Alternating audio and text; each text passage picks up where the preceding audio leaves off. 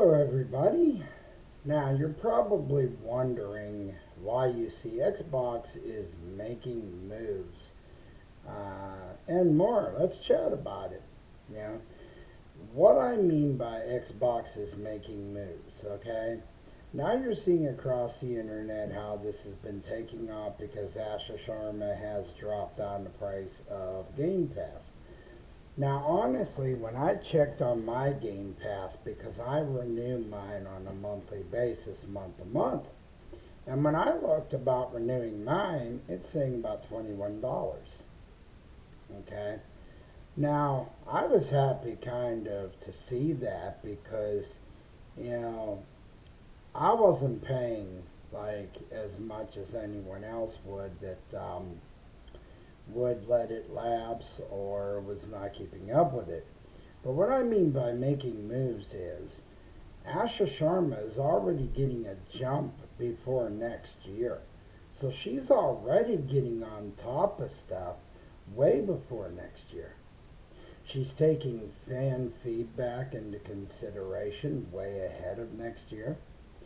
She is looking into stuff. She is already looking at what she can do before next year.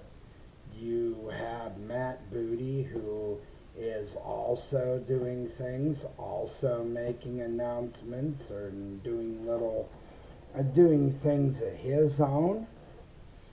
Um, I like that they're really assessing things now. That they're starting to realize where things are starting to be rough for the company, and Asha Sharma seeing it, Matt Booty is seeing it. So I'm hoping that it continues this way, that they keep on assessing and seeing where it's getting too rough, and hopefully over the next few months going into the summer showcase, fan fest, and more, that we start seeing this like this, and we start seeing changes that positively make the company get back to that Xbox that we remember. But most of all, it's the software. You know, it's not so much that this box that is going to house that software. I mean, I'm not saying the software is not going to be bomb, because I'll tell you what the software is going to be. I know that they're going to make the software awesome. And basically, the thing that's going to surround it, that's going to hold on to that software, is pressed plastic. You know, that's what it is. But it's the software that's going to be in there that is going to be the most impressive. That's where they're going to have to, that's where they're going to make it so impressive. Yeah, and that's where they're going to have to go forward from here when games are coming out, that they're going to have to make sure that these games are going to be at the top quality, because, you know, the studios, some of them that are not really working out too well, or I should say, some of them that are struggling in some areas. But she's going to take assessment. And I think Asha Sharma has a lot more intestinal fortitude to really do that. And I'm impressed with her already lowering Game Pass a little bit and pushing to do that. And to answer fans, and you know, seeing what the loyal fan base really wants and what they're asking for, because not every CEO um, would do that, you know, because you could put in a ton of requests. You know, you could put in a ton of fan feedback, but half of it doesn't always get read. This day and age. So I think that even though she does not have the gaming experience, that's where it doesn't matter, but she has experience in leadership. Leadership experience. She has the experience to stand up and really be stern to ask these questions, and she has it to be able to do that, to make sure that stuff's getting done. And as a leader, you have to be able to have that strength and that backbone as a leader to ask the hard hitting things, to push for the hard hitting things to be done. Because they always say that sometimes, as far as a leader, there's people that are born to be leaders, and then there's people that are not always going to be good for a leadership role. You know, I'm not saying by far that Phil Spencer wasn't. He had more experience over Sarah Bond. And just because of his gaming experience. Now, that's where he had more experience, because he knew what Xbox was all about, because he started in the trenches. He started where systems were getting developed. So that's what gave him the edge there. But when you learn leadership and you get experience in leadership, see, people that become bosses, they can get experience in more ways than one. You can gain leadership experience from all kinds of different directions. It doesn't have to be a gaming sector. It doesn't have to be, a development studio. It doesn't have to be necessarily that you have to know about gaming. But if you know what it means to be a boss, a CEO, and you know what it means to stand up and do what you have to do for the sake of your company, that's where it matters. And sometimes, if you are the type of leader that knows how to ask those hard-hitting questions when someone else doesn't, that's where it's going to matter for the company. If you can be their individual that can step up to the plate and have enough experience to handle what gets tossed at you, the pressure, if you can shoulder the pressure when you have to ask those hard-hitting questions, that's when it counts. And that's when you actually see when a person is an actual, real big-time leader and that they can handle that role. And I think Asha Sharma definitely can do this. I mean, she's already showing just a little bit of what her leadership roles have already given her, and a little bit of an experience. Instacart, I'm even surprised, because Instacart was something you never even heard of until recently. What she done with Meta, you see how popular Meta is now. Because how much are you seeing Meta advertised? Meta's advertised everywhere. Now that's become popular and taking off. So I'm interested to see what she is going to do for Xbox and what she can do to make changes. I can't wait to see, what changes are going to come and what things are going to start happening now that she is already making these moves even before next year, and what more she's going to keep doing for the company. And sometimes you have to get someone else in there that is going to take the company in a different direction. Now I hope the that they can start really making some decisions that better the company.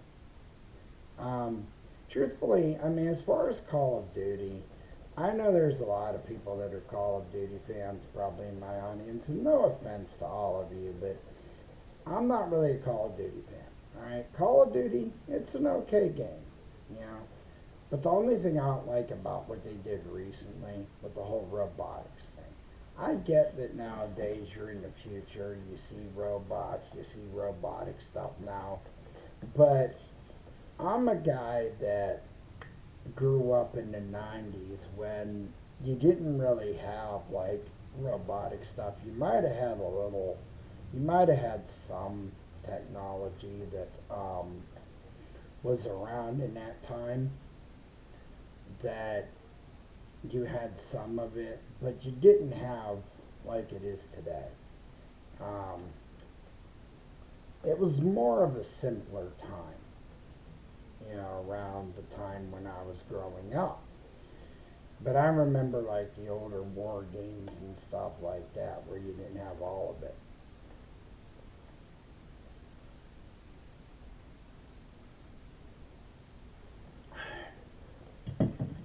But I ain't getting down on anybody that's a fan.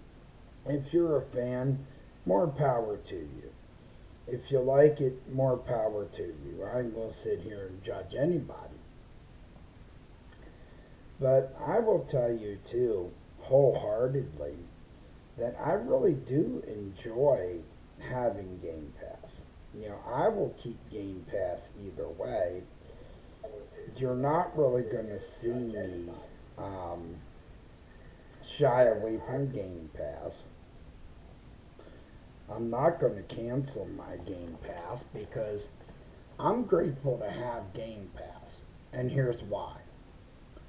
Game Pass to me, all right, is it's nice to have it because it gives me a chance to try out other games that otherwise I would not be able to try.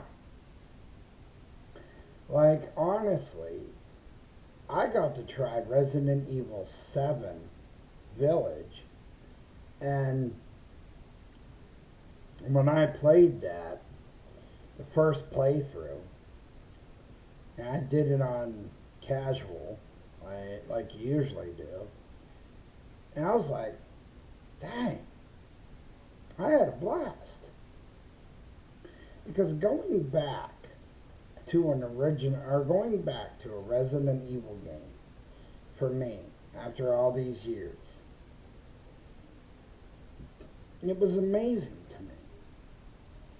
And it's nice to experience different games, especially because I've had, you know, games that were my top few, games that I loved, games that I enjoyed. Um, but to enjoy Resident Evil 7 was a treat. And that's where Game Pass is good. Yeah, because I can look through games and decide if there's games I'm going to try, games I'm going to not try. Um, and it's nice because I also use it for the fact of my online, you know. And I don't mind paying for online. I love the multiplayer aspect that I have because that also gives me a chance to team up with other players, whether I'm on Division Two. I I haven't gone much or gone back to GTA 5 that much because sometimes you run into those loons that'll just want to blow you up and all that. Um, and sometimes that can get annoying. You know, because you don't always want to get blown up all the time.